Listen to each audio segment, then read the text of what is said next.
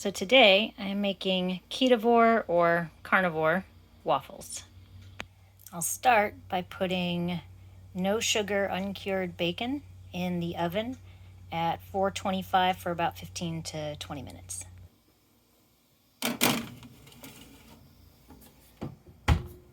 Next I will mix my dry ingredients. I generally do, so you can do the pork rind crumbs, or you can do chicken flour or beef flour. I have found that the pork rinds are the best, in my opinion. When you do these flours, or if you do like a whey protein powder instead, it's usually a little bit drier, and the pork rinds are a little less dry. So I'll do about 3 spoons of pork rinds. It's generally basically 1 heaping spoonful per egg that you use. So I generally do three eggs and 3 heaping spoons of pork rind crumbs with a little bit of vanilla to cut the savoriness of the pork rinds. And I like to add some collagen or protein powder as well.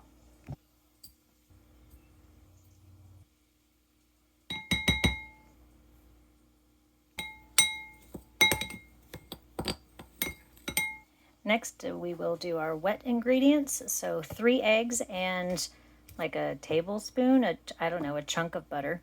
I'll melt the butter and then mix the eggs and the butter in another bowl.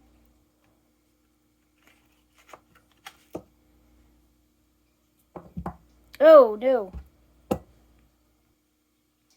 I'm going to whisk these eggs.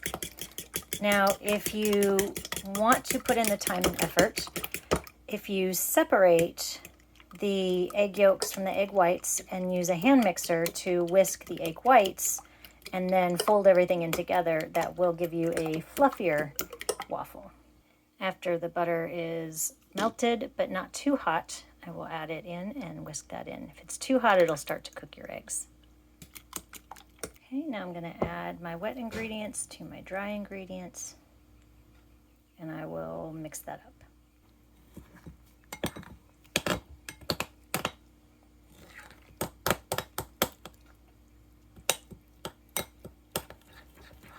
And then you should have a batter-like consistency.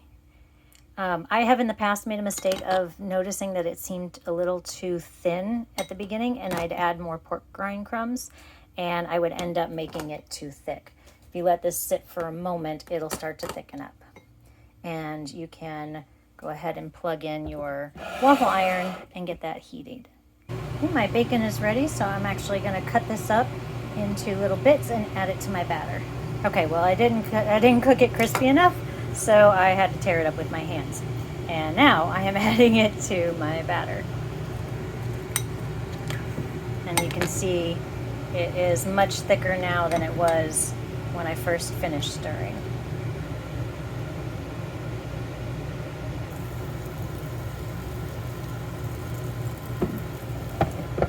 Okay, when the little light tells me it's ready, I can open that up. And I usually glance because I don't always trust the little light.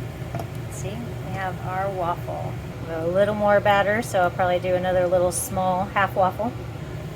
Okay, we have our baby waffle, and there we have our waffles. Now, today I'm going to be using the organic agave syrup. You have to be careful because it's 17 grams per serving, and a tablespoon is a serving, and I'll show you what that looks like. So there you go. That's your tablespoon. That's 1 serving. That is so little syrup. And of course, we always just kind of douse our food in the syrup, not realizing if we look at the calories or the grams of sugar and all of that. When you look at it per serving, it's a lot of sugar per serving. Of course, I'm not one for measuring, so I'm just going to dash a little bit more on there. But I also have a coconut cream mousse recipe that I will eventually share, and that is something else that I can put on these waffles that just tastes absolutely delicious. I was going to throw a couple strawberries on there, but I am out of strawberries, so I have my vanilla milk and my waffles, and I am all set for a delicious breakfast.